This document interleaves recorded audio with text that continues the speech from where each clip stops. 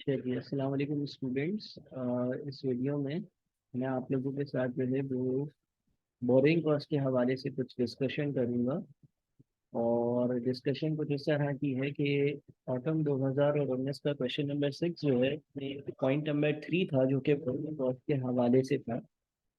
तो इसको पढ़कर और हम इसकी आईएएस के हिसाब से क्या ट्रीटमेंट होनी चाहिए थी उसको डिस्कस करते हैं।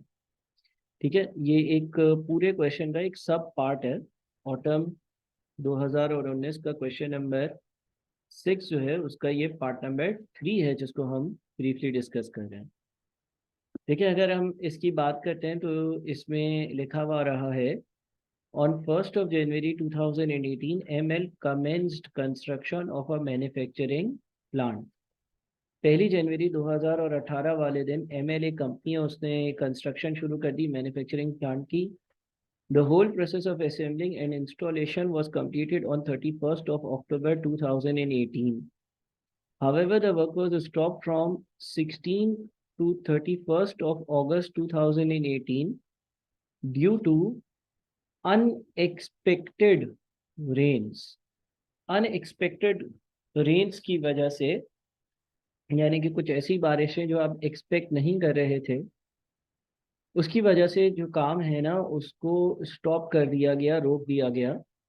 The total cost of rupees 660 million incurred on the plant was paid as under।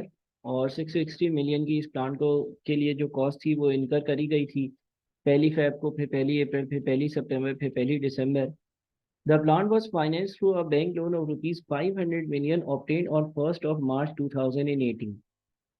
Plant की जो फाइनेंसिंग है वो 500 मिलियन के एक बैंक लोन से करी गई थी। अच्छा, ऊपर जो अमाउंट्स दी हुई है इसको भी हम ऐड करते हैं, ये कितनी बन रही है, 140, 214, 146 और 160, 660 मिलियन बन रहा है। अच्छा, लिखा हुआ भी था। तो लिखता है that plant was financed through a bank loan of 500 million obtained on 1st of March 2018। The loan carries a markup of 18% payable annually. The surplus funds available from the loan were invested in a savings account and earned rupees 17 million during capitalization period। अब देखें, ऐसा लग रहा है कि total cost तो 660 million थी और कंपनी के पास 160 मिलियन पहले से ही पड़े हुए थे।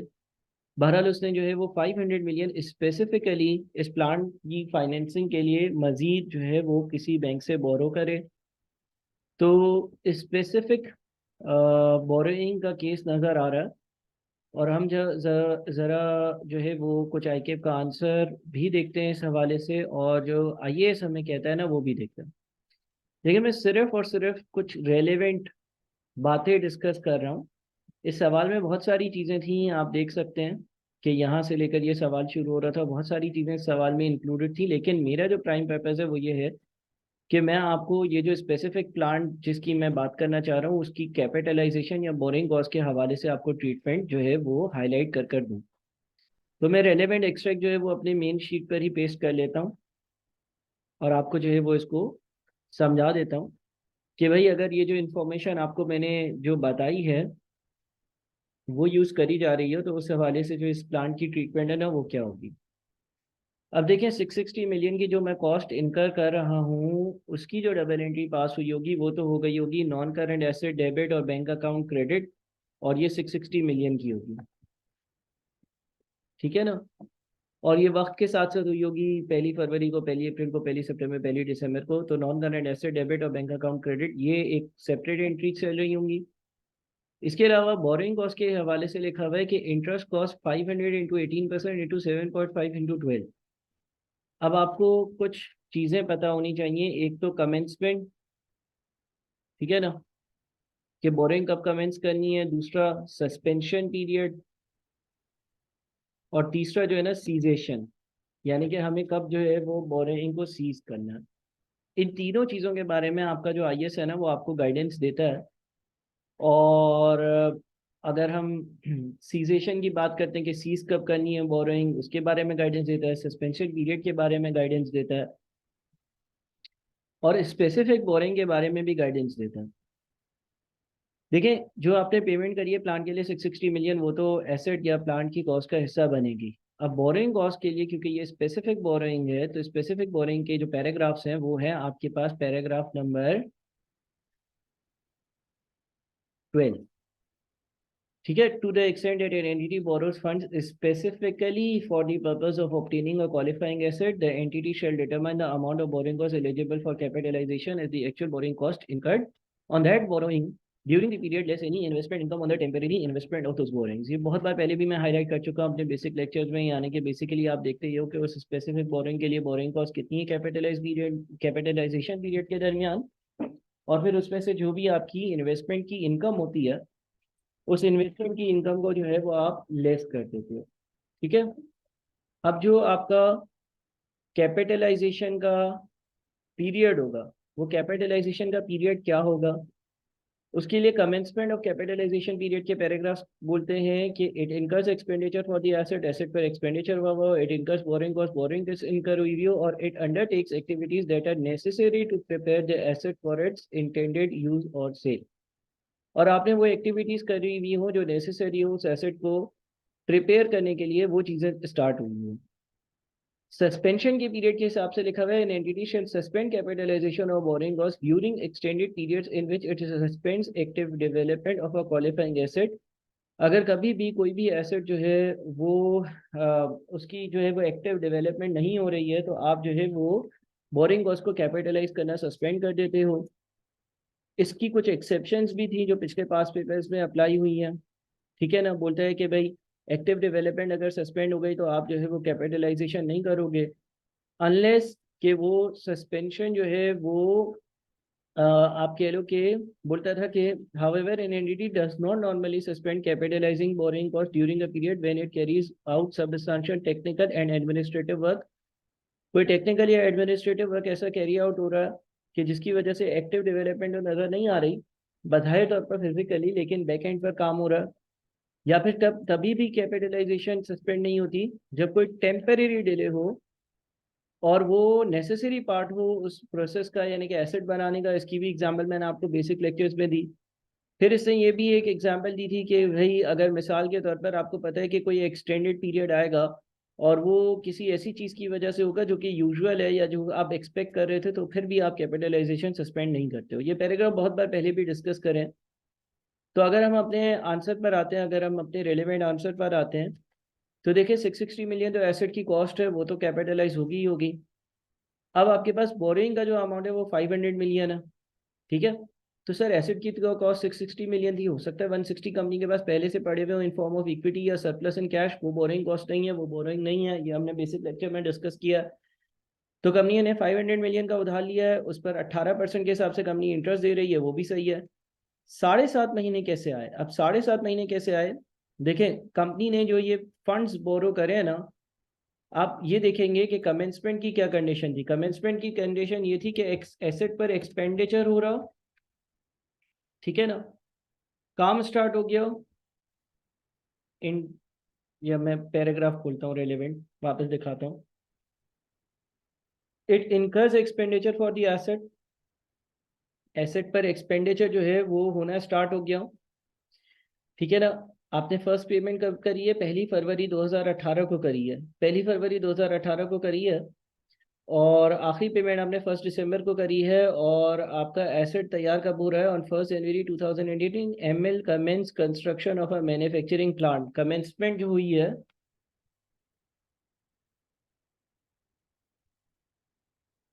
वो हो रही है 1 जनवरी 2018 से। The whole process of assembling and installation was completed on 31 और टू 31 2018 इस दिन जो है वो ये काम कंप्लीट हो जाएगा। इस हिसाब से कितने महीने बनते हैं? जनवरी, फरवरी, मार्च, अप्रैल, मई, जून, जुलाई, अगस्त, सितंबर और अक्टूबर, 10 महीने बनते हैं। ठीक है, मैं पैराग्राफ को रीड कर रहा हूँ, देखें कमेंसमेंट, बल्कि कमेंसमेंट लिखें इसको, या चलें हम कमेंसमेंट ही लिख लेते हैं। ठीक है, 1 जनवरी वाले दिन, on 1 January 2018 ML commences construction of a manufacturing plant. The whole process of assembling and installation was completed on 31 October 2018. ये 10 महीने का पीरियड होता है। However, the work was suspended from 16th to 31st of August 2018 due to unexpected rain. अब देखिए यहाँ पर जो अनएक्सपेक्टेड रेन का लफ्ज है, अगर आप पिछले पास पेपर के लेक्चर से इसको जो है वो कंपेयर करेंगे, अनएक्सपेक्टेड का मतलब आपको नहीं पता था कि ये बारिश होगी। अगर आपको पता होता कि ये मानसून का सीजन है और बारिश होगी, तो वो जो टाइम पीरियड होता जिसमें आप काम को सस्पेंड कर रहे होते, उसको फिर भी आप इंक्लूड करते कैपिटलाइजेशन के लिए। लेकिन यहाँ पर अनएक्सपेक्टेड सस्पेंशन है। अनएक्सपेक्टेड सस्पेंशन का मतलब ये है कि ये जो 15 दिन है, यानी कि विच मीन्स सस्पेंशन पीरियड है इस सवाल में, और जो सस्पेंशन पीरियड है ना वो 0.5 मंथ्स है। ठीक है। The total cost of 660 million incurred on the plant was paid as under. आपने जो पहला एक्सपेंडिचर इनकर किया है वो इनकर किया है 1 Feb 18 से। ठीक है। The plant was financed through a Bangalore और ₹500 मिलियन ऑब्टेन्ड ऑन 1 March। अच्छा, लोन कब लिया है? लोन मैंने लिया है 1 March 2018। The loan carries surplus fund, सही है। अब मसला ये है कि आपने कैपिटलाइजेशन एज पर स्टैंडर्ड कब स्टार्ट करनी है? बोलते हैं an entity shall begin capitalizing the borrowing cost as part of the cost of a qualifying asset on the commencement date. बोलता है कि कमेंसमेंट डेट जो है वो मैं लफ्ज यूज कर रहा हूँ, ये एक डेट होगी जिस दिन मैं बोरिंग कॉस्ट को कैपिटलाइज करना स्टार्ट करूंगा। The commencement date for capitalisation is the date when the entity first meets all of the following conditions. Commencement date वो डेट होगी जब एंटिटी पहली बार ये वाली सारी meets all all of the following conditions, दी गई सारी कंडीशंस को मीट कर ले। A, it incurs expenditure for the asset, asset के लिए एक्सपेंडिचर कर ले। It incurs borrowing cost, borrowing cost incur करना स्टार्ट कर दें। And it undertakes activities that are necessary to prepare the asset for its intended use और sale. वो बोलता है कि कमेंसमेंट तब होगी कैपिटलाइजेशन की बोरिंग कॉस्ट के जब ये तीनों बातें पूरी हो जाएं। और इस हिसाब से मुझे लगता है कि 1 मार्च वो रेलेवेंट दिन है, क्योंकि 1 मार्च से पहले आपने लोन नहीं लिया होगा तो बोरिंग कॉस्ट इनकर नहीं हो रही होगी। ऑल्दो एक्सपेंडिचर आपने पहले कर दिया और जो इंटेंडेड पर्पस के लिए कमेंसमेंट है वो भी पहले हो गई, लेकिन कमेंसमेंट डेट की जो कंडीशंस है वो ये तीनों हैं, तो फिर आप कमेंसमेंट स्टार्ट करते हो। ठीक है ना। इसको मैं कंफ्यूज ना करने के लिए ये लिख देता हूँ कि ये हमारे पास स्टार्ट ऑफ रेलेवेंट एक्टिविटीज है। लेकिन मेरे ख्याल में कमेंसमेंट डेट जो होनी चाहिए ना वो होनी चाहिए 1 March। 1 March क्यों होनी चाहिए? 1 March इसलिए होनी चाहिए क्योंकि 1 March वो दिन है, 1 March वो दिन है कि जब से जो है ना वो मैंने इफेक्टिवली लोन लिया है और तीनों बातें पूरी हुई हैं, तीनों कंडीशन पूरी हुई हैं। क्योंकि एक कंडीशन ये थी कि बोरिंग कॉस्ट इनकर होना भी स्टार्ट हो। अब मार्च का महीना है, अप्रैल है, मई है, जून है, जुलाई है, ये 5 महीने पूरे हैं। अगस्त का पूरा महीना नहीं है, अगस्त के 15 दिन है। क्यों? क्योंकि 15 दिन अनएक्सपेक्टेड रेंज थी, वो सस्पेंशन पीरियड है। वापस से गिनते हैं, मार्च, अप्रैल, मई, जून, जुलाई, पूरा अगस्त आता, 5.5 सितंबर और अक्टूबर। अक्टूबर में जो है वो आप अगर अपनी जो है वो बोरिंग को कैपिटलाइज करना सीज कर दोगे। अब सवाल ये आता है कि सर फोर्थ पेमेंट तो 1 दिसंबर को हो रही है, लेकिन आप ऊपर देखो कि यहाँ पर लिखा हुआ है कि installation was completed on 31 October। अब वो तो एक लायबिलिटी है ना जिसको मैंने पे बाद में किया है, लेकिन मैंने 31 अक्टूबर वाले दिन 31 अक्टूबर वाले दिन इंस्टॉलेशन को कंप्लीट कर दिया था। तो सर क्या इससे भी रेलिवेंट कोई पैराग्राफ्स हैं? हाँ बिल्कुल हैं। अगर आप यहाँ पर देखते हो तो लिखा हुआ है cessation of capitalization. Cessation of capitalization का मतलब क्या है? An entity shall cease capitalizing borrowing cost when substantially all the activities necessary to prepare the qualifying asset for its intended use or sale are complete। जिस दिन entity जो है वो सबस्टांशियली सारी एक्टिविटीज को कंप्लीट कर लेगी, एक्टिविटी जो है वो सीज कर देगी कैपिटलाइजेशन करने को। An asset is normally ready for its intended use or sale when the physical construction of the asset is complete Even though routine administrative work might still continue, if minor modifications such as the decoration of a property to the purchaser or user's specifications are all that are outstanding, this indicate that substantially all the activities are complete.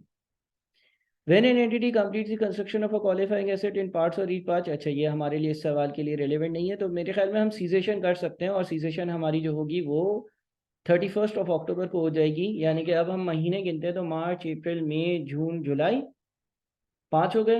अगस्त के 15, 5.5, सितंबर और अक्टूबर, 7.5 महीने जो है वो total 7.5 महीने जो है total हमारे हम इंक्लूड करेंगे। तो आप देखें 500 मिलियन इंटू 18% इंटू 7.5 ओवर 12, इसलिए ये बोरिंग कॉस्ट आई। और कोई इन्वेस्टमेंट इनकम है तो उसको हम माइनस करते हैं, ये इसके बारे में भी आपके लिए पैराग्राफ नंबर